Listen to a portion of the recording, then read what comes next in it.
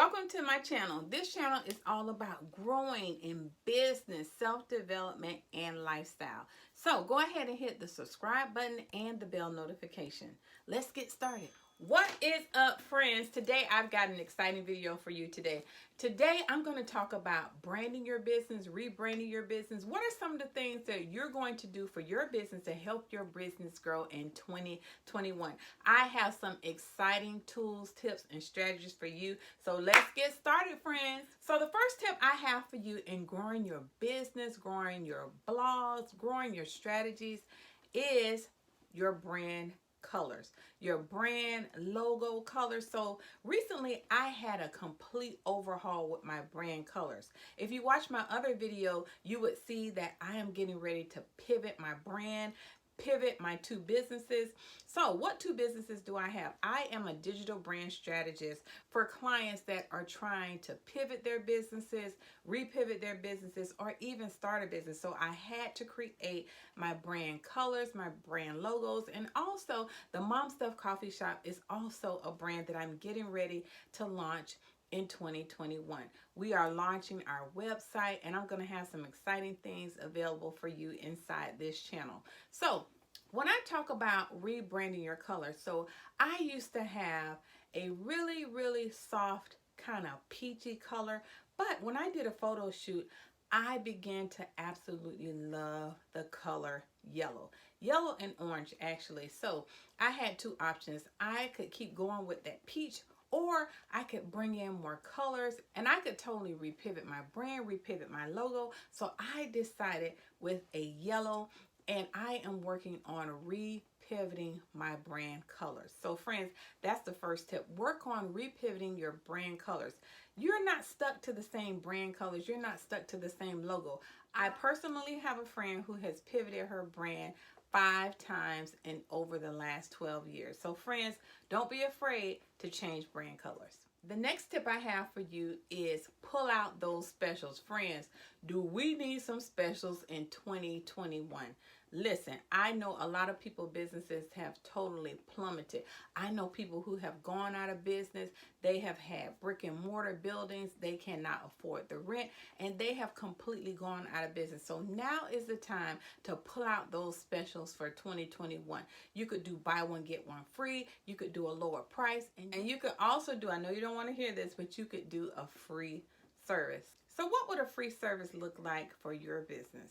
Write those things down. I don't know what business you're starting. I don't know what business you have, but people absolutely love a free service. I'm getting ready to do something for the holidays for my clients with my other business. So just think about lowering your prices, not for the whole year, but for maybe a month, a week. Come in, and guess what, friends? If you're trying to go bigger, you're going to have to get better. The next tip I have for you in branding your businesses is to listen to your customers. Friends, I have opened 2 businesses over the last 15 years. And let me tell you something. Listening to your customers is a great idea, because guess what? They keep you in business. So are you listening to your customers? Are you getting ready to add a service? So recently in my digital brand strategy business, a customer called me today and asked me, could I do an additional service? Well, this service was not even in my company, but guess what? As I was driving, I thought about something. Could this stretch me a little bit? Could this give me the type of training that I need to work on anyway? And I could lower the price for her as an introductory special? And the answer was absolutely yes. So I'm getting ready to do a service that I totally wasn't getting ready to do inside of my new business. But guess what? It gives me an opportunity to grow, to stretch my skills, and to add a new service to my overall business. So friends, the next tip I would give you is add another service. What can you do extra? What are those tiny things that you've been wanting to develop? Well, now is the time in January to add those things to your list. So the next tip that I would give you is to clean out. What do I mean by clean out? Here's what I mean by clean out.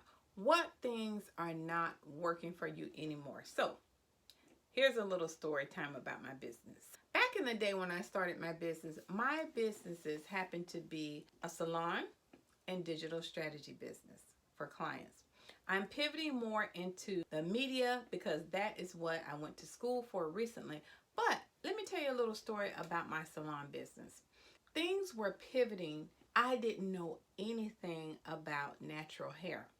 And friends, to be honest, I don't braid hair at all unless it's my daughter. When things started changing in my niche, which is the beauty industry, I had to get on board and I had to throw some things away. And here's what I mean by this.